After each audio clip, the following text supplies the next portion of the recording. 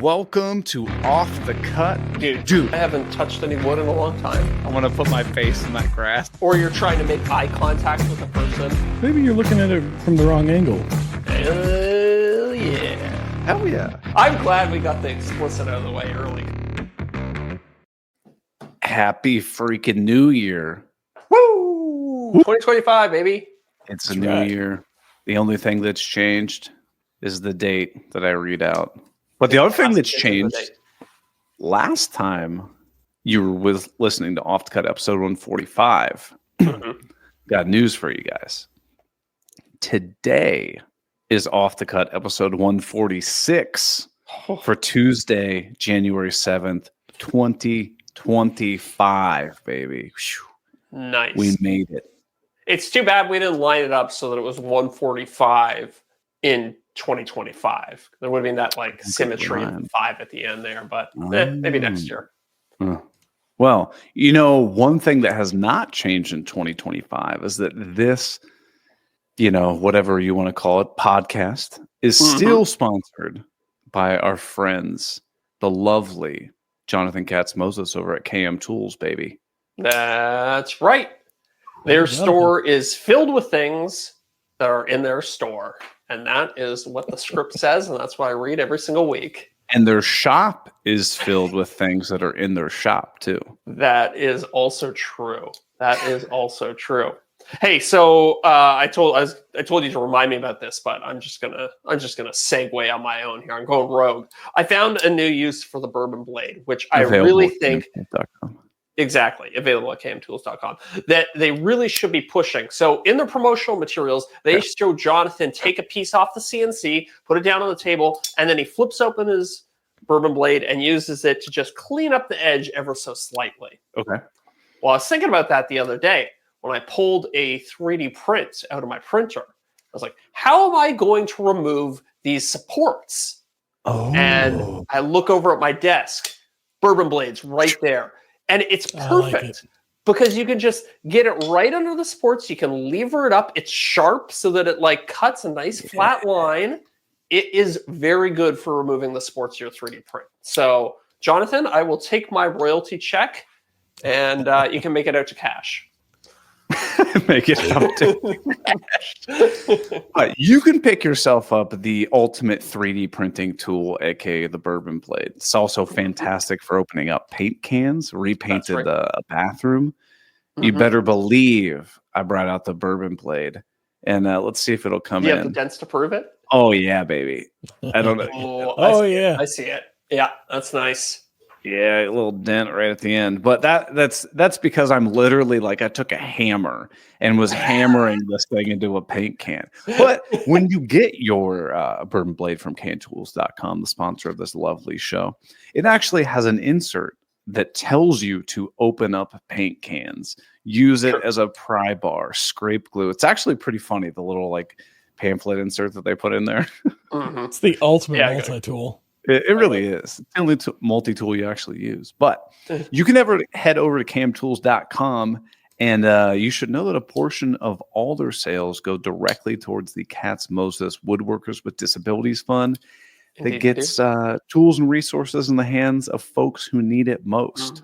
And people who listen to our podcast, well, the patrons. Yeah, the patrons, the dogs, they need tools too. It's true. Every single month, Jonathan gives away a $50 KM Tools gift card. All that you have to do, enter to win that, is sign up any level on Patreon at patreon.com/offthecutpodcast. Automatically entered to win. And because this is New Year, we want to start off with a bang and give away some of Jonathan's hard-earned money. Not ours, but his hard-earned money. All right. So I downloaded our list of patrons from patreon.com/offthecutpodcast, loaded it into my little spreadsheet doodad, and I'm excited to pick a new member. You know what? I really hope it's somebody who like brand new. Yeah, brand new is, just signed up for the lowest tier level.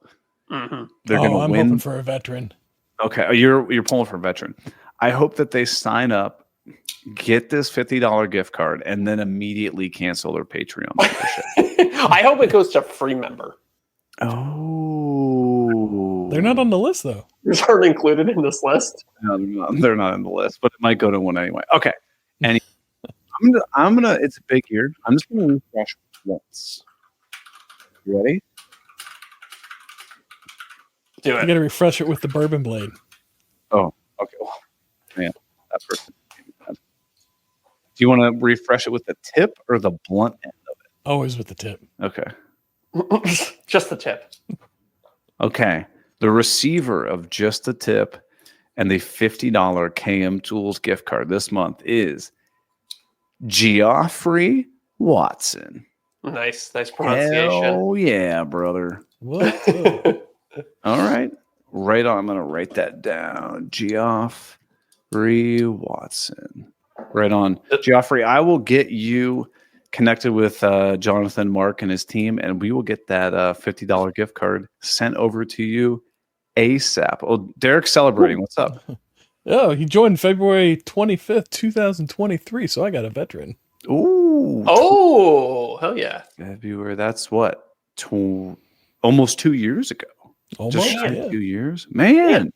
Geoffrey, thanks for the long-term support. We appreciate it. Yeah, I mean, we might have just got you back to even at this point.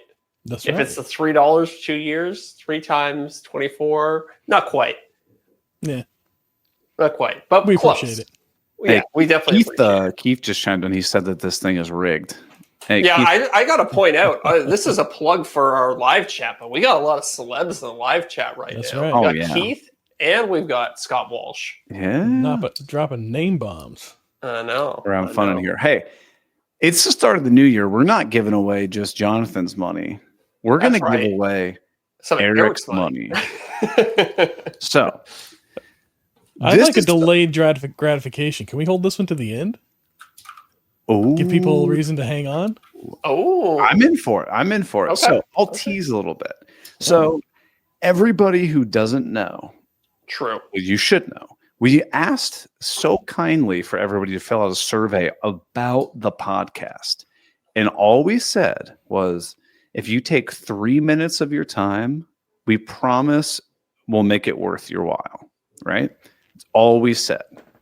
Because if we went and told you that we were going to do a giveaway, it would have enticed people more to do it. But if we didn't tell you that there was a giveaway associated with that survey, then only the people who really wanted to help us would fill it out. So then we're going to help you. So we've got something, actually 2 somethings to give away. Ooh. That's well over $100 of value. And we'll do that at the end of the show. Mhm. All right. Well, anyway, with I like New it. Year. So New Year? New year. let's get it out first. I know this is a Seinfeld bit, but I really genuinely have to ask: how soon after the new year? Do you give up on your resolutions? No. Right away. Do you stop saying Happy New Year? Oh, yeah, good question. I went out with a group of people on Sunday. And that was like the 4th or the 5th, and somebody hit me with a Happy New Year. I was like, too late. It's gone. Yeah, It's gone. I give you to January 3rd, and then that's it. No more. yeah. It's I'm too a stickler, much. though. I don't even consider it. I don't consider using it. And I've only I gotten don't it even- on yeah. the rarest of occasions. I don't even think of this is probably because I'm socially very I was going to say the R word there, but you can't say that anymore. Yeah, you want But yeah, I almost never think to hit people with the Happy New Year, Merry Christmas, all that jazz. No. To me, the Happy New Year is a similar greeting of, oh, it's a hot one out there. Yes. It's like you're scraping the bottom of the barrel for a greeting here. Yes. Or, yes. oof, did you hear the latest Green Suiters? Yeah. Oh, yeah. We got to talk about that later too. But Uh-oh. yeah, I don't say I give you the first week, we're done. Yeah. But I'm not gonna Yeah. be a buffoon about it. If somebody greets me with Happy New Year, I'm just gonna go, hey, how's it going? I'm not gonna reiterate Happy New Year back to them, right? Like I'm not Oh, going I to just see. Yeah, yeah. ignore them because You're not going to give them a 5-minute lecture on how they missed the cutoff for Happy New Year. No. Yeah, I think But- that's probably the right call. But with that said, did you guys make any resolutions, anything like that this year? No, I'm also bad about that as well. Sometimes Sophie gets on me and she's like, "What's your resolution this year?" She didn't ask this year, so I didn't make one, and that's about where I left it. What about you guys? That's fair. Well, my resolution, you know what we should have done is looked at last year's episode and see what we Ooh. said. Yeah. Did we make it last year? I think we did. I think we talked about it on the show. Yeah, I don't know, but my resolution, it's a continuation of last year. One is stop wasting my time on things that one, I don't enjoy, and two, don't make me money. So, posting on TikTok. So you're off the podcast? I enjoy the podcast. Oh, okay. Posting on TikTok. It's an or thing. I got it. Yeah. It doesn't have to be both necessarily. I don't enjoy TikTok. I don't make any money on TikTok. Yeah. I'm out. Like, I get that. I hear you, man. you know, like Yeah. I only have so many things I can do. I can't make heads or tails of it. No.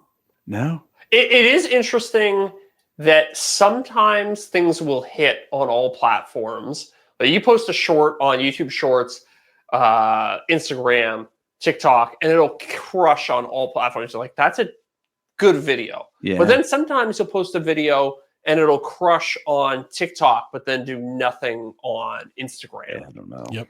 And it's very weird. I don't know. I'm never quite sure how to parse that. And I think that's a complaint a lot of creators have. It's like there's no consistency on TikTok. Yeah. And I guess I should not just throw TikTok under the bus, although I am.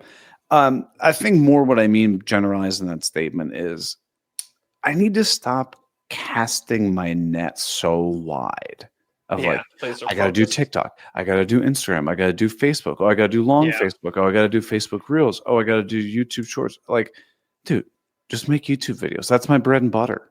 Yeah.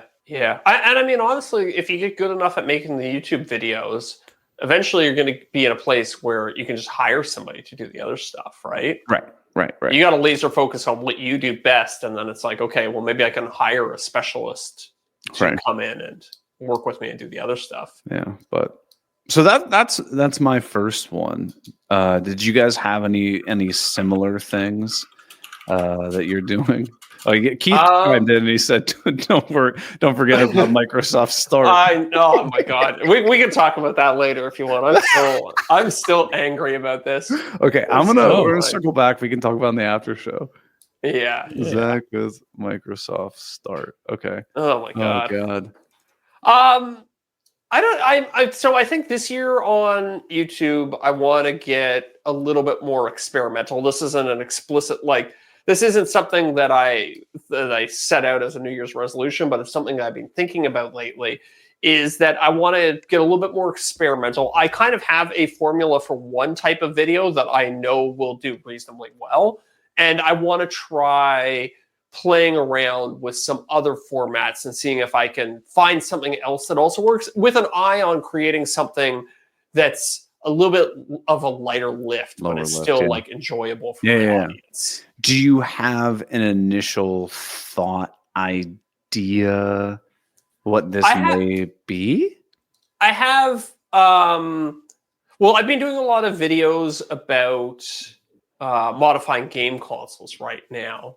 So I'm kind of toying around with the idea of like modifying like my 3D printers and stuff like that, and like taking like a similar spirit, but like applying it to other things. Okay. But I don't know like how deep that rabbit hole goes. But you know, when I first started doing all the electronic stuff, I didn't know how deep that went either. So right. And it's clearly working. Have you thought about getting into like, you know, like if that sort of scenario goes well, have you considered like, oh, I want to modify my CNC, or I want to modify my miter saw? Like, are you thinking about like woodworking tools or cordless tools or like lawn care tools, like modifying your weed whacker or whatever? Yeah, kind of all of the above. I mean, I think I've been kind of underrated or not not properly utilizing my 3D printer, because like you can really do so much with them, right? Like imagine, like I remember watching, I don't even think it was a YouTube video, I think it was a like a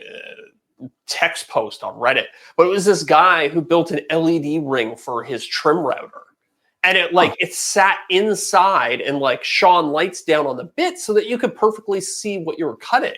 Instead of actually see what you're cutting. Exactly, right? And it was like one of those things. And this guy worked so hard on it. He had to like find all these different components that just happened to fit. I was like, that would probably be like a 20-minute project with the 3D printer. Like you just print a ring, get some LEDs, and it's like bingo bango, you're done. Right. So, and dude, like that would be fun. Like, okay, go out into the shop or in your computer, or not computer, in your office. Yeah. Just grab one item and just be like, how do I make this better? Right. Yeah. It would be enjoyable too. For sure. I was thinking this one might be like too deep, because I mean, part of the genius of a YouTube video is it kind of needs to have some appeal to everybody. Yeah. But my wireless microphones I use for recording all of my videos, the battery life sucks on them. But I was like, I could 3D print a new housing and throw a big jumbo-sized battery in there. Like it wouldn't be hard. It's probably something like I could whip up in a day or something like that. So all these little things, it's like I could just start making everything in my life better. And I mean, you already have titles. I did what DJI refused to do. Why didn't DJI come up with this idea? Fixing Rhodes' mistake. Right, exactly. Fixing DJI's biggest mistake with their microphones. Yeah, Don't buy a DJI microphone until you do this mod. Like you have so many like not only like interesting titles and stuff like that for a topic like that, but also like very accurate into what you would be doing and something like that. Yeah. So my concern is that these videos wouldn't be, quote unquote, epic enough. But I think maybe that's like a self-imposed limit. Like I'm working on a project right now that's like, it's definitely the hardest 3D modeling I've ever done. It's been a complete pain in the ass. It's been like, I've learned a ton of stuff and I'm really happy and really like kind of proud of the project at the end of the day. But it's like, why do I keep doing this to myself? Why do I keep having each video have to one up the last one? Like people can still have an enjoyable viewing experience if it's not the hardest thing I've ever done. Yeah. I'm glad you brought that up, because I'd been taking an inventory about videos that had done pretty well. And what I was doing is kind of going down and looking at performance of the video versus, if you want to call it maybe like epicness, right? Like an epicness scale and an effort scale. Yeah. And I didn't find a correlation between the effort scale and the performance. Yes. Nor really did I see so much in the epicness. Like I built a workbench out of a single sheet of plywood. Video do just as well as a project that took me 3 months to build. Yes. And it seemed like it's more about like, can you just craft an interesting video around the concept rather than so much exactly what you're building. Yeah. If you can just entertain people while you're building it, I feel like that is more. Like I feel like the whole epic thing was more of like a year or two ago on YouTube, and I feel like now in general people are just trying to kind of be entertained by interesting things. But and I also think like I think if you're starting out, like if you're newer on YouTube, I still think doing epic projects it can be a really good way to grow, because if you can come up with a concept that's so undeniable that people want to watch it becomes self-perpetuating and you can get a lot of views. Once you have like kind of like an established audience,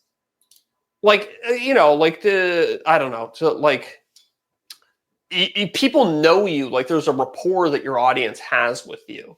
So you can not necessarily have the most epic video, but you can still get all of your subscribers to watch it because, it's like it's a 7 out of 10 or an 8 out of 10, and that can still be a successful video, right? Like, you could put out, reasonably speaking, a Zach Builds video on whatever that has, a little taste of what you typically do, and you can pretty safely hit 100,000. Yeah. Is it going to be a million? Maybe not. Right. And that's kind of the beauty. Like, like I can still keep the lights on with 100,000 view video, right? Oh, yeah. Like that's still, that sponsors will be happy with that. It's not like a complete failure because I've kind of built that rapport a little bit with my audience. So I can, not every video has to be a million view video, and I don't have to kill myself on every video. So I want to kind of get back a little bit more balance. And I feel the exact same way. I'm also trying to find ways of, how do I make it more sustainable? Obviously, with the move and everything like that was challenging getting the workshop set up. But now I'm like set up. Now I can just start building shit. Oh, that's it. And making videos and not being like, well, I don't even have a space to make stuff in. Like I'm set. I'm good to go. I'm ready to rock. And like now it's just getting back to creating what I create. Yeah. And I don't see now I have too many options. I'm like, well, I can make a new desk, I can make a bathroom vanity, I could do this, I could do that. Well, you got a lot of projects in front of you, right? Oh, so. I mean, come on, look behind me. There's nothing in this room. Yeah. I think a big like Keith Johnson style built in with some LEDs and stuff on that wall would be pretty sweet. All your camera gear all charging in there and all that. I am not doing a big project after this. I was when I was texting Keith about some of the stuff with the miter saw stand. He was like, "Have fun building that behemoth," and I'm like, "It's not going to be that bad." Oh my god, this is terrible. It's such a long project, and oh god, cabinetry is equal parts time consuming and annoying to do. And then it's like it's not that epic out the other side. No, it's like just a box, right? It's just a box, but it's like that still took $500 to make and 5 days of my time. Right. Oh, okay, just cross cut this piece. Well, it doesn't fit on the miter saw. Well, yeah, can't cross cut on the table saw either. I guess my only option is a track saw with a track square. Yeah. Oh, but I need to make like 1 million cross cuts all at the exact same thing. Oh. Sweet. 15 minutes setup for each cut. Right. Awesome. You're right. And what did I get out of it? 4 side panels. Yeah. Oh my god, terrible. It's awful. But so I think we both have the same resolution as far as like, do you want to put out more videos or just find easier, lighter lift ones so that like you have more time to relax? Like both. I mean, I think while I'm experimenting, I'll try and do a few more videos this year than I did last year, but I'm kind of hoping I can settle into at least, maybe 2 formats, like a long epic video and then maybe like more of a short talking head style video or something like that. Okay. So what are you looking for when you're with this new idea of exploration? What is it that you're looking for? Trying to find something that resonates really well with the audience. Okay. Like trying to find something that people love watching that doesn't require me taking 3 weeks to build. Right. Maybe something that I could shoot in 2 or 3 days, but that still is still of high value to the audience. Or so like look at fits in with. I was gonna say something that fits in with your normal day to day, but still retains the audience's attention. Yeah, makes sense. Yeah. I mean, think of some of the stuff. Like I think Malecki is a pretty good example, right? Out of nowhere was like, I'm gonna buy a truck or a pallet of just random stuff and just unbox it. And now he has like an entire channel. He just buys another pallet. I don't think that was out of nowhere though. But you get what I'm saying, right? Yeah. Like, It's I think that's I think maybe he borrowed that idea Yeah. from other spaces, but still, regardless, he was the Yeah. first person in our space to go out To and bring do it over, that. yeah, definitely. And obviously, like he's executing on it really well, and yeah, he made a whole second channel about it. And we both know that that's a lighter lift than doing a furniture project, Mhm. right? Right. So, Especially if you have, a cameraman. How long is it going to take you to unbox a pallet? yeah, 2 hours, 3 hours, maybe. yeah. So what do you think the lifespan is on a video about, say, a tool review video versus a mass, I don't know, Amazon return unboxing video versus like a project video? Who do you think have the longer legs? I see. I don't view it as longer legs. I just view it as net of people. So like, Okay. who wants to watch a review video for a DeWalt impact driver? Only the people who are going to buy that impact driver. Yeah, yeah.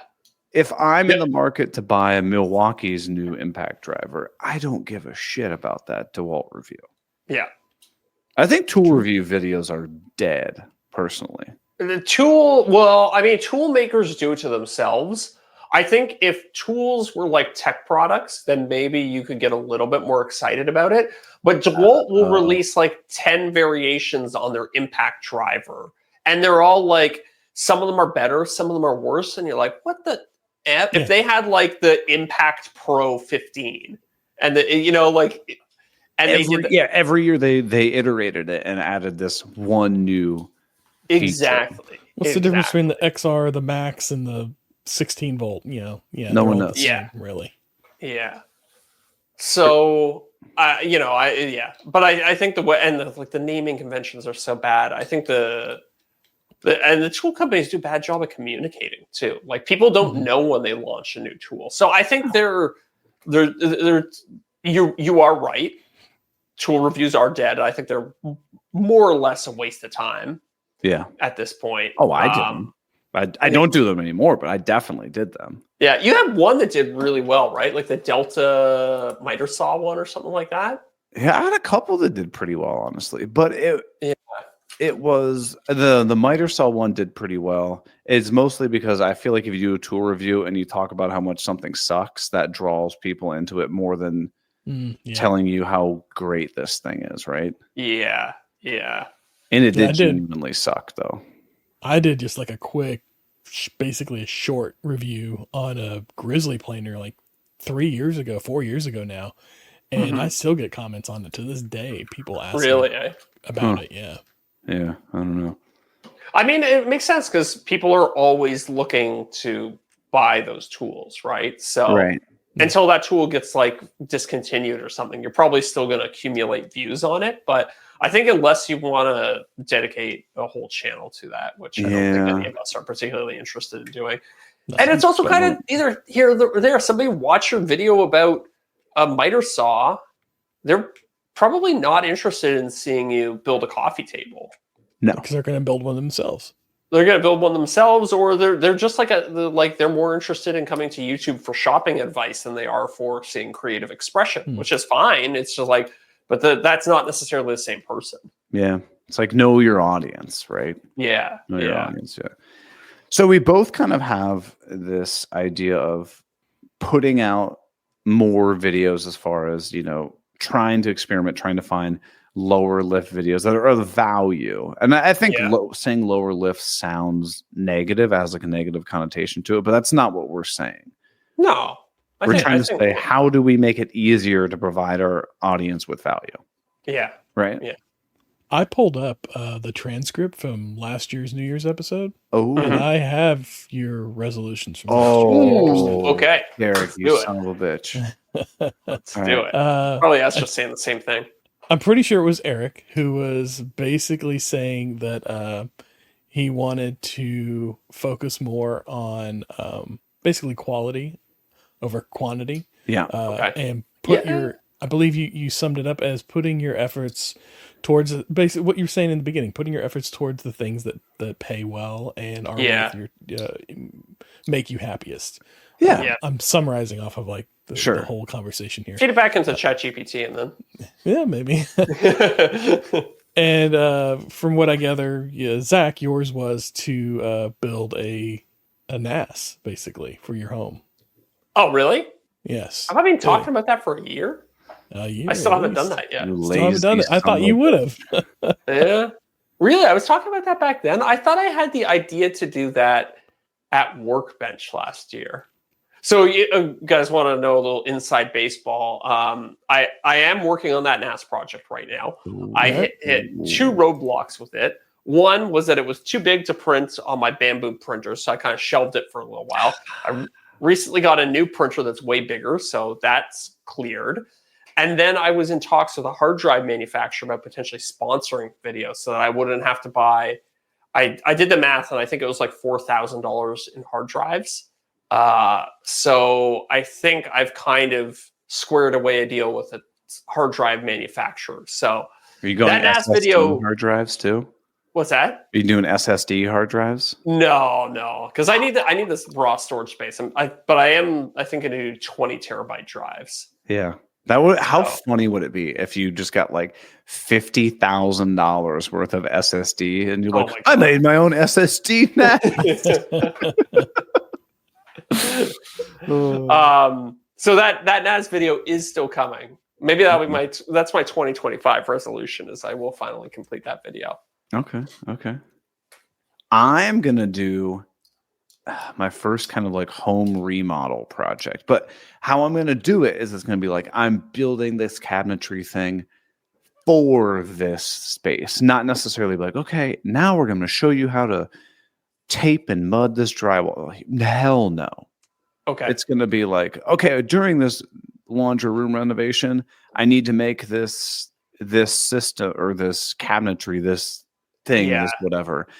And it might have like a time lapse of me painting. And I'm just like, sure. and then I painted the room a different color. Like, Yeah. it's not going to be like a DIY channel. It's going to have like maybe 5% of the video is about the renovation and 95 is about the project in and of itself. So you're kind of niching down within your own videos to a specific component of the overarching project. Yeah, totally. And he's catering to his audience, right? Right. There you go. Yeah. And I think that might allow me to stretch out a project.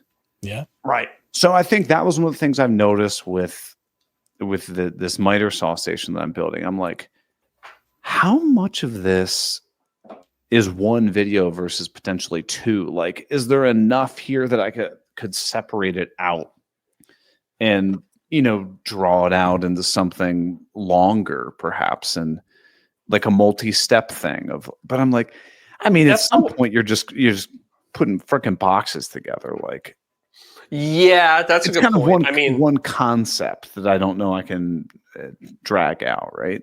Yeah. And I mean, I don't know. I think kind of the days of multi-part videos, I think those are kind of dead. So it almost needs to be like, there needs to be like two separate storylines that you can split apart. Like maybe like one video. I mean, you just said you don't want to do this, but like maybe one video is prepping the room. So like doing the drywall, doing the painting, doing the tiling. And then the next video is like doing the vanity and all the other stuff that goes with it. I feel like what could potentially work well is if you're doing a laundry room makeover and you do like the lowers or something, and then the uppers or something completely different. Like that could potentially be a 2 video thing. Yeah. I mean, there could be like a lesson, and this would kind of go back to my point about having like a high lift video and a low lift video. You could do like, here's my build on making this vanity, and then here's a tip video about how to make drawers as efficiently as possible and how to install them and have them, function. Exactly. Tips that I learned along the way. Yeah. And if you niche off, if you make all these smaller videos off of one main product or project at the end, then you can compile them all back together for that one big compilation video that's been working out. Yeah.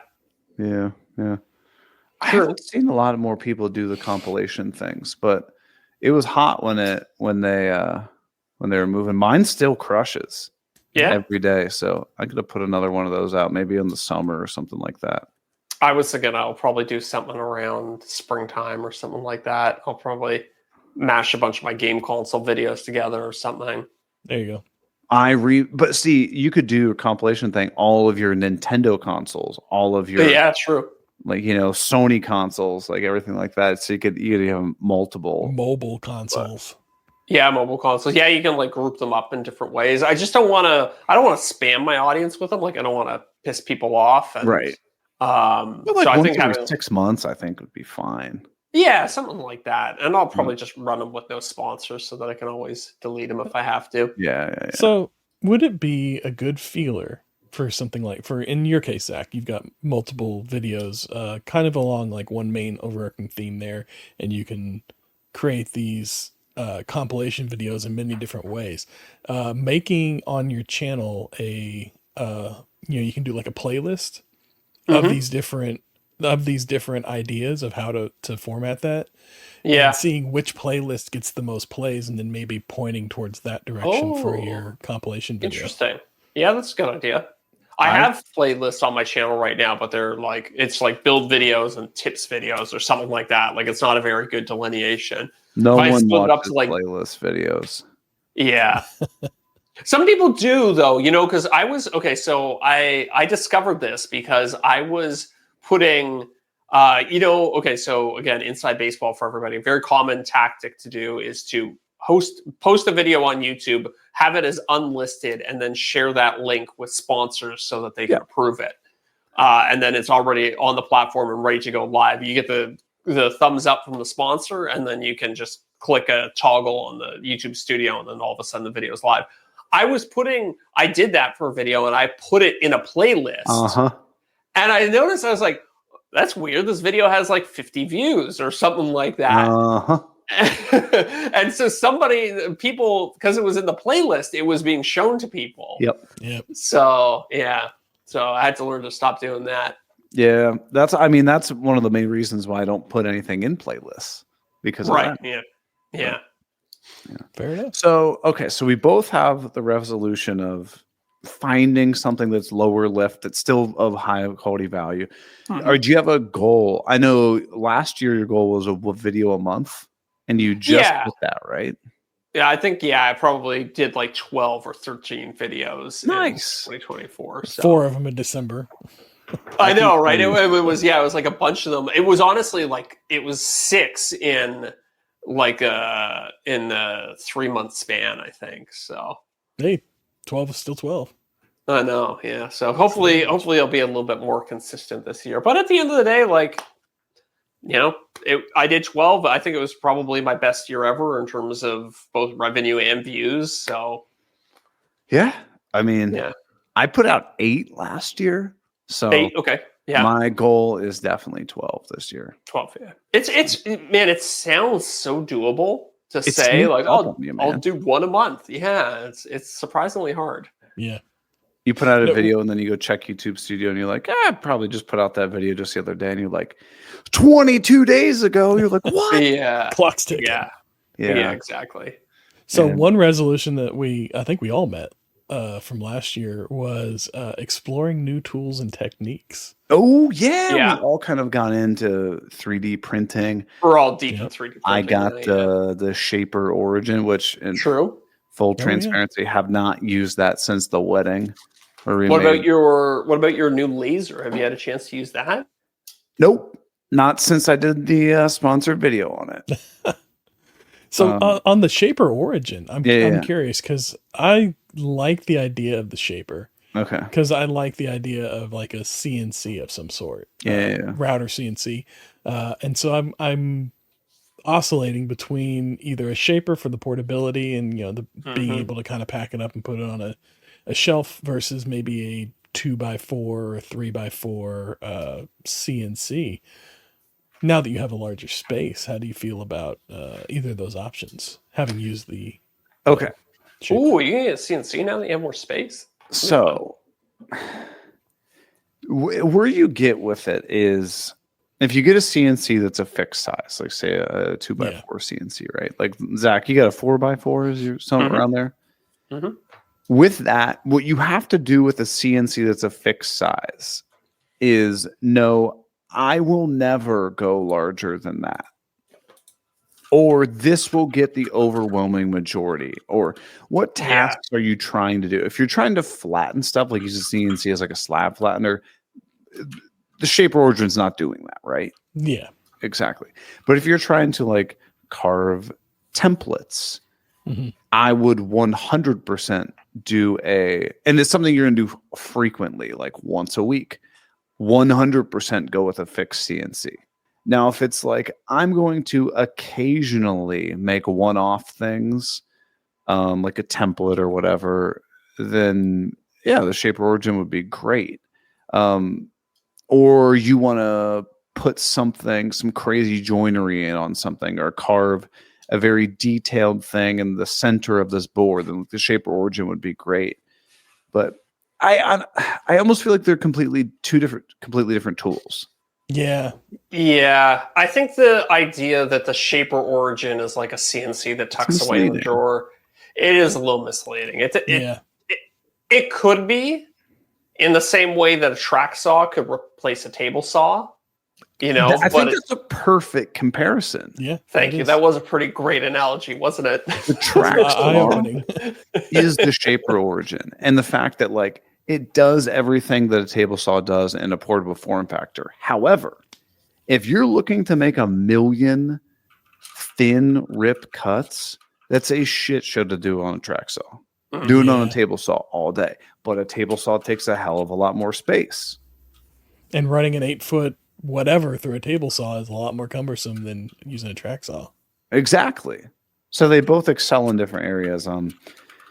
But to answer the question, no, I am not planning on getting a CNC. Okay. I do have a big purchase coming up, though. Can you talk about it, or is it yeah, I can. We got the green light. So, I mean, from my wife, we were discussing it. Is it the shark? Shark. A shark? Yeah, for the laser. No, it's we're going to be purchasing a jointer. Oh, a real full-size jointer. So big boy. You're saying we there. Is Miranda actually going to use it at all, or is this but she's it's like golf clubs. Yeah, exactly. She's like, yes, I give you permission to spend what $3,000-$4,000 on a jointer. Think again, Zach. Oh, are you getting the hammer one or whatever, the combo, the 12-inch? I'm not going to say anything, but I will say I'm getting a jointer because milling lumber is an absolute nightmare. True. So, like milling lumber, I did the planer sled thing where you hot glue it down. Okay, I've done that so many times. I think I've put in my time. Yeah, you've earned your jointer for sure. Right. So then I got a benchtop jointer, which is one of those little, but it's basically the same thing that you've got, Zach. It's a Wajira or something. I don't know. Guadalajara or something. Patek, but there's a whole bunch of the same jointer sold by like 10 different companies. Right. Yeah, I'm sure it's that was the white brand or white labeled one. So it was like I don't know, 10 or is a 10-inch jointer or something like that? Yeah. Actually, I think mine's a 12. 10 or 12-inch jointer, whatever it is. It's wider than it is long. Yeah. It's hilarious. So it's a chud of a jointer. I spent, when I first got it, 2 days setting that thing up, trying to get it like calibrated and accurate. Mm-hmm. And it pissed me off to no end. Really? So then just, I don't know, maybe 3 or 4 days ago, I had some time to kill, had some beers to kill. Mm-hmm. And classic. Yeah. I was like, I'm going to get this thing dialed in as best as I can, because my problem is I get it dialed in, but because I didn't have like a space for it, I'd pick it up, set it down, pick it up, set it down. Naturally knocked it out of calibration.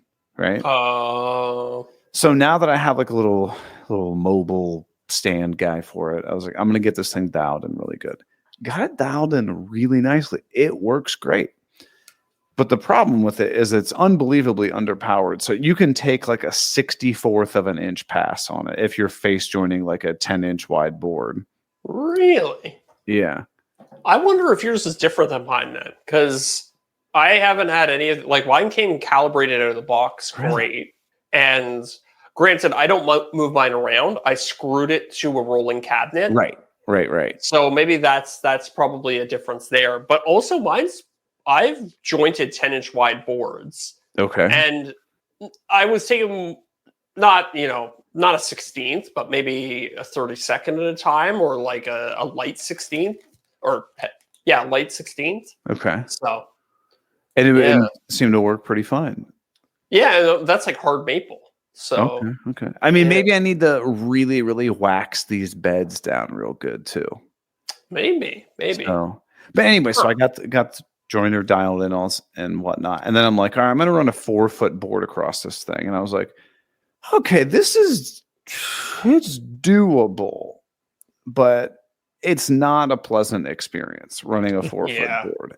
And so, like, if you think 4-foot board, I mean, it's not that long. It's not that long. So, like, if you want to build something like a bed, a dining table, a dresser, I'm like,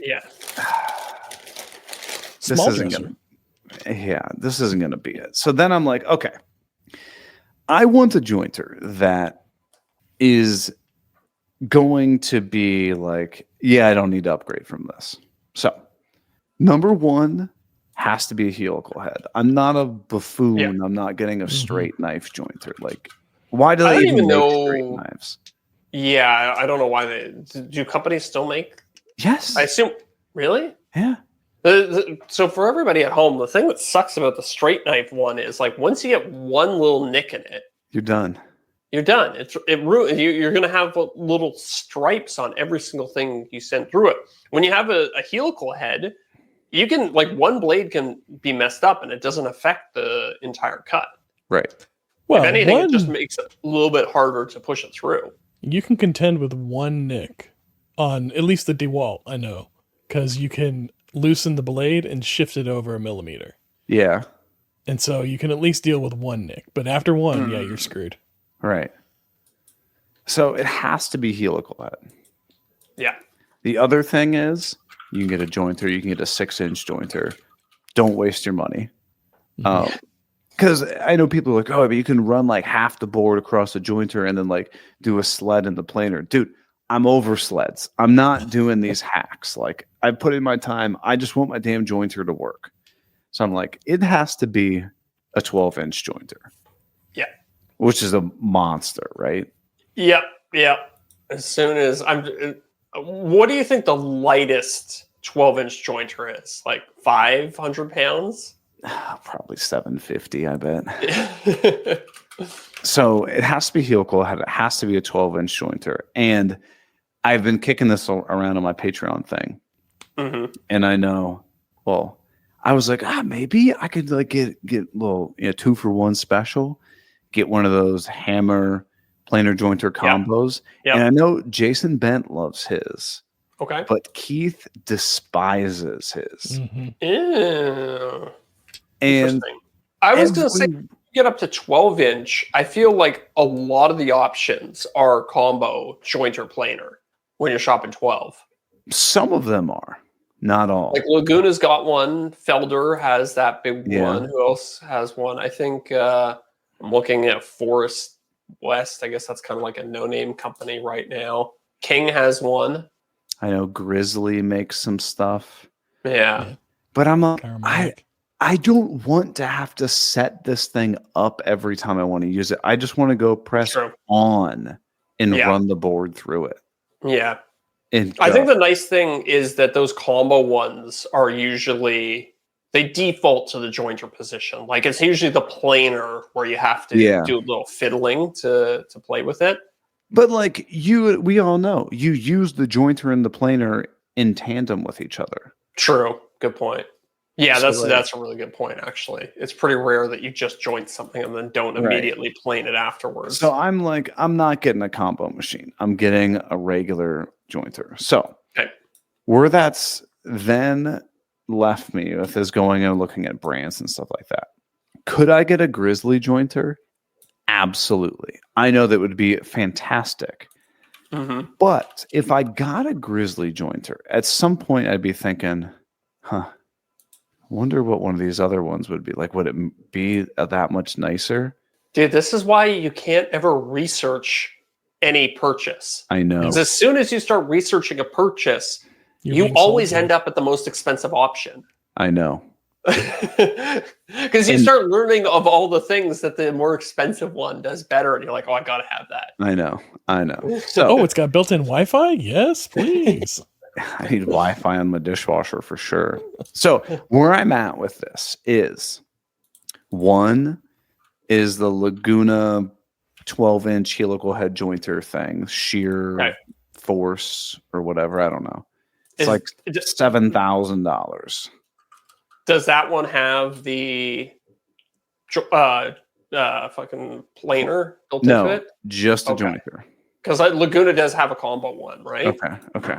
So I think my option one, Laguna Sheer Tech, I think it's a Sheer Tech 12 jointer. It's a JX12, Laguna JX12. All right. Oh, okay. I thought that one did have it, but you're right, it doesn't. Now that I'm looking closely at it, it doesn't. Right.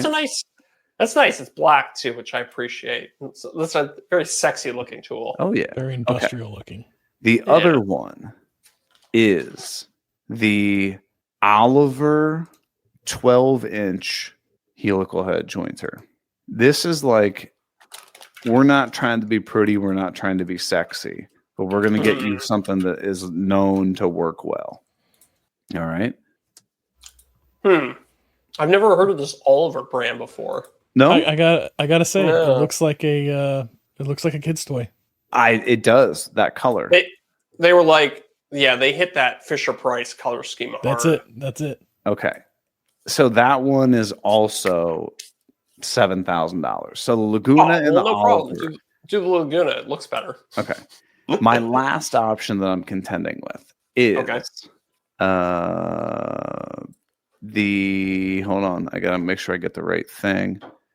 It's Powermatic 12-inch jointer helical head. It's the Powermatic 1285. Okay, hold on. And it's the one that has the black surface on it. Oh, black surface. I'm looking at one that has a 1285T. T. T is for that much better. Oh, T is for, that's a lot of money. Yeah. So that one is $9,500. What the 460 volt 3-phase? No, the one I'm looking for is 1285T. It's single phase. It's not a 3-phase one. Oh, really? Yeah. It's a 3 horsepower 12-inch. You're looking at the HHT. It's just the T. Yeah. Maybe that must be the website I'm looking at is wrong because it's the 1285T. So where I'm at there we go. Is like it's differently on Amazon than it was on that other website.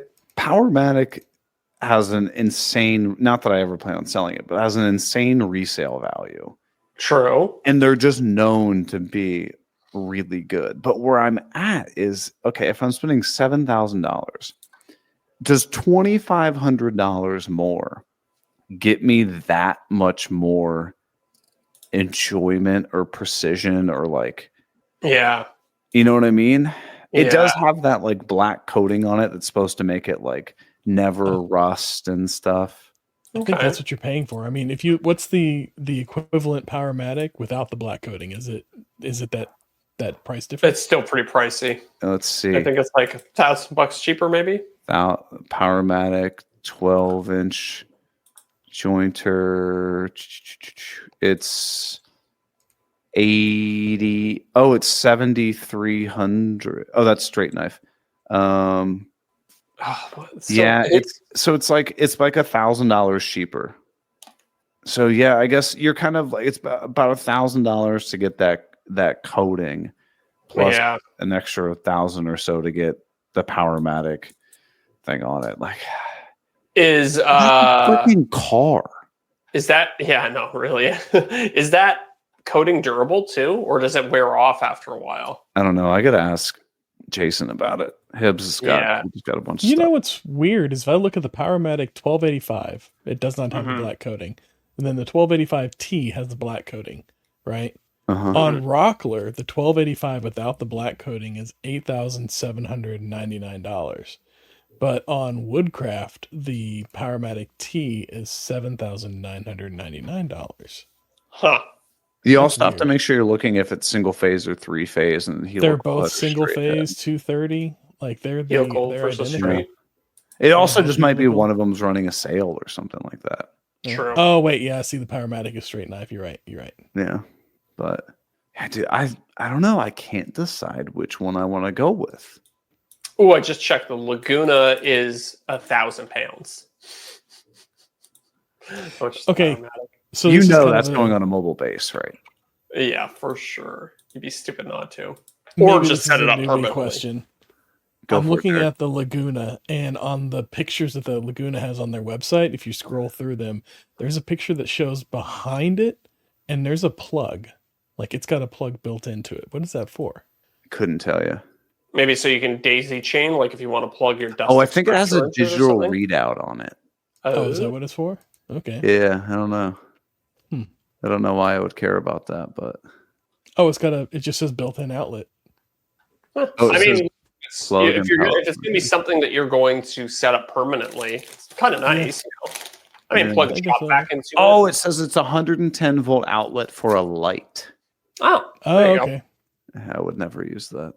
The Maybe one for benefit something about else, the though. Laguna thing too is it's an 88-inch long bed, so almost 8-foot long bed. Plus, it has an extension table that on the front of it that goes out an extra foot, Oh, which is kind of nice. But yeah, I just don't know.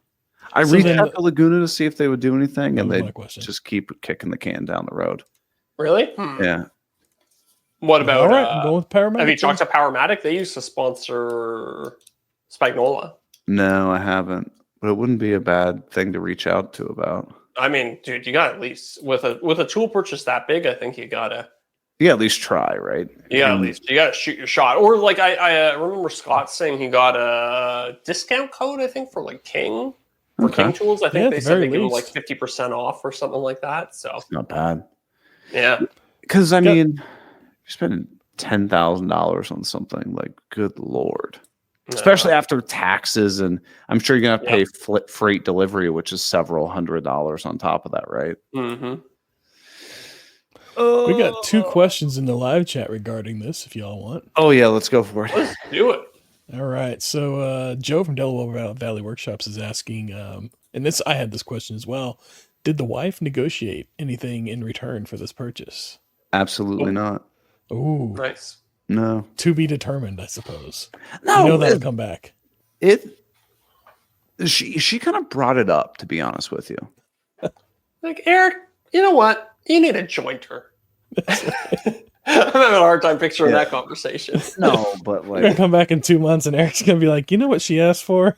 no, I'm super lucky. Like that's not an awkward or hard conversation for us to have. We can, Yeah. but it's the way we handle it is it's not just like, hey, I gotta buy this tomorrow. Like I knew this was coming up. It's something I wanted, and I brought this up like almost a year ago. Yeah. And we've just kind of navigated through the conversation and like, okay, maybe we got to save up. Okay, let's save up for it. And then we decide when it makes sense to pull the trigger on it. Right. And no, dude, I'm super fortunate. It's worked great. Like as far as navigating conversation. Yeah. Super great. It's an investment in the company. It makes sense. Right. I think I feel more bad about it Apprehensive. than she does. Yeah. But because I'm like, All well, right. I'd rather have that money in my pocket, to be honest with you. It's true. But then as soon as I'm like, okay, I want to build this project, I'm like, oh, I don't want to do that because I have to mill lumber. Yeah, it's one of those things you want to have like before you need it, right? You just want to have it there set up to go. So next time you want to mill some lumber, it's there, ready to go. Right. And the other question was from Dadu. He says, all right, Oh yeah. noob question. But what's the big difference between straight and helical knives? I hear they're all that, but what makes it all that really? Okay. It's a good First question. thing was what Deric had mentioned was if you get one nick in a straight blade, well, because of the way a planer works, it's spinning. you now have a nick in all 3 blades, which is going to be how it works. Now, no matter what you feed through it, you will always have this like little hump or a little like recess or an indent or whatever on every single thing you pass through it, unless you take the blades out, sharpen them. But here's the catch. You take the blades out and sharpen them. Now they are not the same height. So now you have to go through and align all of those knives perfectly to be in the same plane so that you're not like scalloping or making like a concave convex cut on all your stuff. That is a shit show to do. Now, have you ever sharpened the blades in a planer? Fuck no. Oh, I was gonna say, I've replaced mine. They're like $30. Right. Yeah, usually they're not super, but it's still, you got to strip down the machine and like it's a pain in the butt to change the blades. Yeah, whereas with a helical head, Dad, you get a little nick because the way the helical heads work, not the blades kind of, they're like little itty bitty carbide squares. The blades kind of are in a helical pattern, they're offset. So if you would happen to nick one of them, there's a probability that only one of those carbide inserts got nicked and every single other one is fine. What you can do is, because they're 4-sided, you can just rotate that one blade. And because you haven't changed the height of the blade because you never sharpen them, it is perfectly in alignment every single time. You can rotate that 4 different cutting edges. And if you happen to nick all of them, but all of your other blades are still sharp, you can replace one of these carbide inserts and you're back to new. And these carbide inserts are what, like 50 cents or $1 a piece or something like that? Yeah. They're not much. They're not much, yeah. Yeah. But you got to buy like a pack of like 30 of them at once. But sure. Yeah. You know they make bits now that have carbide inserts on them. Oh. Yeah. For like a flush trim? Flush trim. Oh, yeah. I've seen those. Yeah. Chamfers, stuff like that. Yeah. Planing. Yeah. Cool. Yeah. So, yeah. Jadu, if you like yourself, you would never buy a straight knife thing.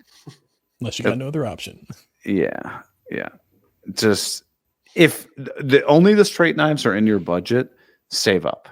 That's right. Yes. Save longer. Oh, also generally, did you say this? I mean, I'm just spazzing here, but also generally quieter. Oh yeah. Yeah. Somebody mentioned that in the comments. Yeah. Okay. Not nearly as ear splitting as the straight knives. Well, hey, you know what's almost as exciting as upgrading from a straight knife to a helical head? Upgrading from the main show to the after show? Well, yes. But before we do that, we have to. We have 2 things we have to do. Yeah. We've got new patrons to start off this year. Yes. We've got Michael, which could be the serial killer Michael Myers, but just doesn't want people to know. So Michael Myers. I think he changes his name to something other than just Michael at that point, though, right? I don't know. What do you think? If I was a betting man, I would say that he's not. He'd be a Todd. Yeah. The other new patron that we got is Eric Cole. Do you think this is the skateboarder that started that Liquid Death company? Is his name Eric Cole? Yeah. Were you going to get sponsored by them at some point? Yeah, we were in talks a while back, and it never really went anywhere. But hey, this is I what didn't know it he is. started Liquid Death. That's cool. Yeah. We also want to give a huge shout out to our returning top tier patrons: Joe Welsh, Delaware Valley Workshop, Goblin Spanker, Corey Duvall, and Josh over at Sawdust Builds. Hell yeah. But before we head over to the after Was there show, one more new one? Did I miss one? Yeah, today actually. Oh. Just signed up. We got a new one. Whoa. Oh, Deric, thank you for covering me. Yes. Mayday Workshops. Or Mayday Mayday Woodshop. Mayday Woodshop. Right on. Who's in the live chat? Is that K-May in the live chat, or am I K-May? mistaken? K-May, you got to speak up if it's you. That's right. Well, huge shout out. Hey! Oh, yeah. Hey! Yeah. Thank you. you so much. Nice. We appreciate it. Hell yeah. Start of the new year. Appreciate that. But we teased this at the beginning of the show. So we put a survey in the last few episodes, show notes. We asked everybody to fill it out. And the majority of you didn't. Let's just Yeah, we're disappointed in all of you. cut the shit. Very, very disappointed. We said, hey, if you fill it out, take 2 or 3 minutes of your time. We promise we'll make it worth your time. That's all we said. Well, if you filled out the survey and don't bother filling. Well, you can fill it out now, but you're not going to be entered to win. We'd still appreciate your feedback, even if you're not doing it just to win, just to be a nice person. At the very end, we hit it at the end. We said, if you made it this far in the survey, something along the lines of like, we want to thank you for your time. Leave your email, and you're automatically entered to win a set of wireless Bluetooth hearing protection earbuds, free of charge. But I'll do you one better.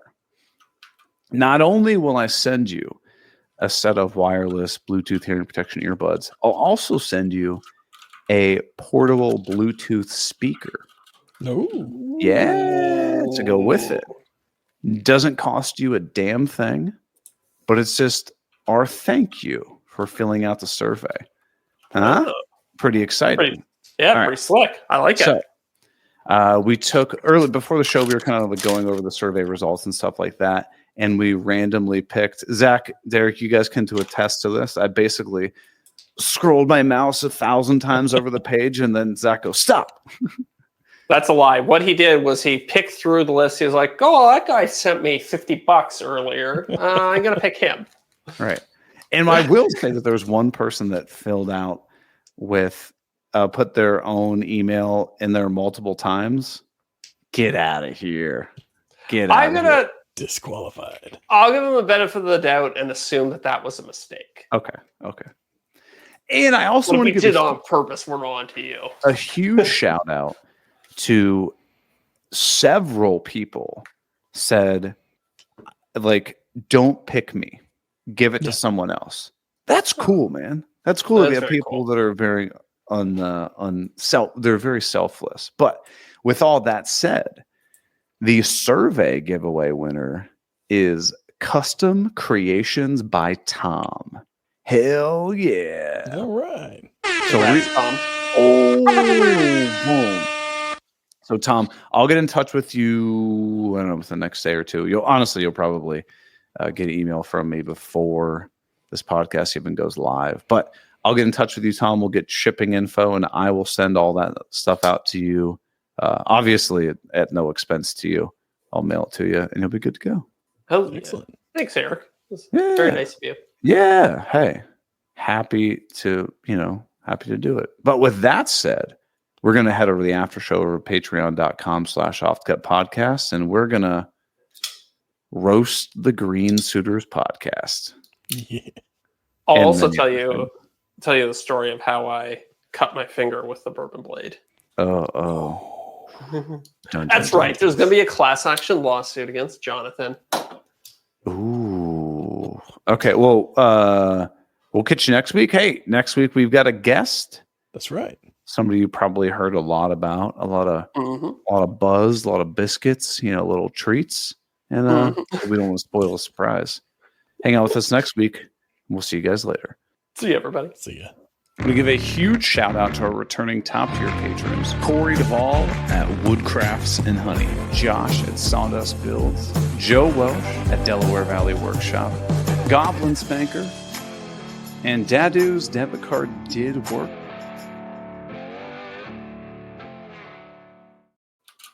Marker.